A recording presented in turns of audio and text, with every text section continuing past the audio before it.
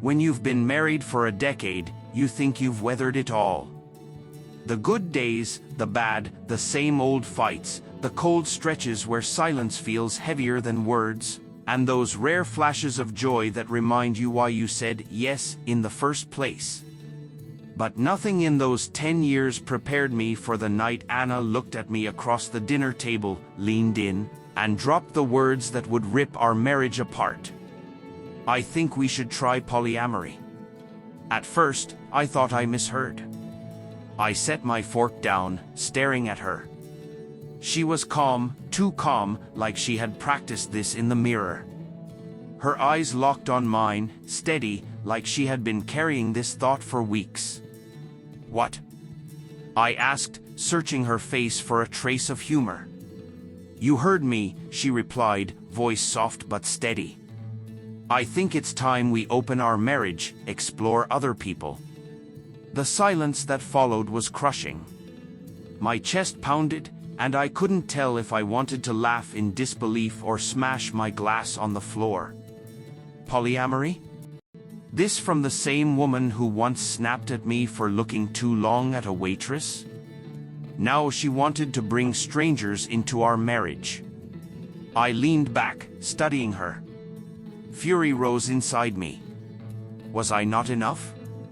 Was there something missing in me? But beneath the anger was something else I hadn't expected, curiosity. And deeper still, relief. Because what Anna didn't know was that Rachel, her closest friend, had already been in my ear. Rachel and Anna had been inseparable since college. She was practically family, there for holidays, birthdays, dinners. But Rachel wasn't like Anna. Where Anna was sharp, controlling, Rachel was warm, easy, and she had this way of making me feel visible. Over the years, Rachel and I built a quiet connection. Not an affair. Not a betrayal. Just stolen glances, conversations that lingered too long. I loved Anna, I honored my vows, but the truth? Rachel understood me in a way Anna hadn't for years. So when Anna dropped her bombshell that night, I didn't flinch. I didn't argue. I didn't even hesitate. I leaned in, steady, and said, "Great." Rachel already said yes. The words cracked the air like thunder. Anna's confident expression faltered, her smile trembling. "Wait, what do you mean?" she whispered. Rachel already said yes, I repeated, deliberate, calm. Exactly what it sounds like. You want polyamory? Fine. I'm not against it.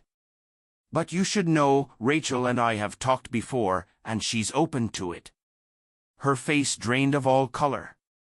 For the first time in our marriage, Anna was speechless. She had always been the one in control, the one with the final word. But now? Now she sat frozen, her mouth slightly open, her eyes darting as if searching for an escape hatch that didn't exist. You and Rachel, she stammered. Yes, I cut in. Rachel. Your best friend. She's seen how you treat me.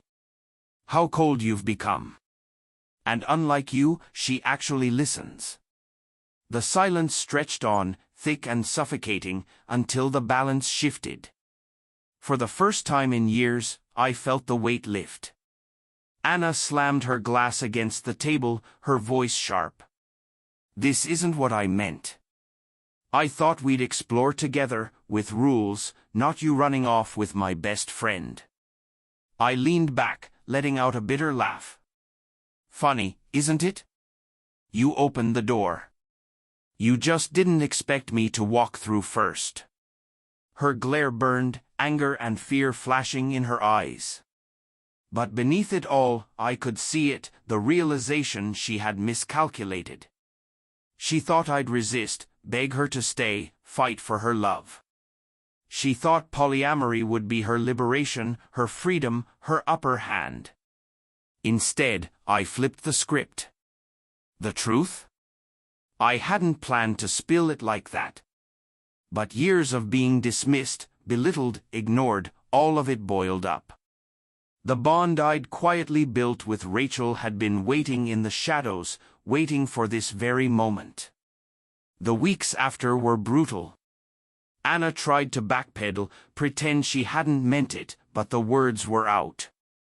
And once spoken, they couldn't be buried again. Meanwhile, Rachel and I grew closer. At first, it was harmless, late-night talks, coffee, phone calls. But soon it became undeniable. Rachel admitted she had feelings she had buried for Anna's sake. But now the lines had blurred. Anna had cracked the door open, and Rachel and I had stepped right through. The night Rachel and I finally crossed the line wasn't reckless or rushed. It was gentle, natural, inevitable. For the first time in years, I felt wanted. I felt seen. Anna found out, of course. She always does. The fallout was nuclear. Screaming, crying, accusations. She called me a traitor, a liar. But every time she tried to play the victim, I cut her with the truth. You wanted this. You said polyamory. You opened the door. In the end, our marriage couldn't survive.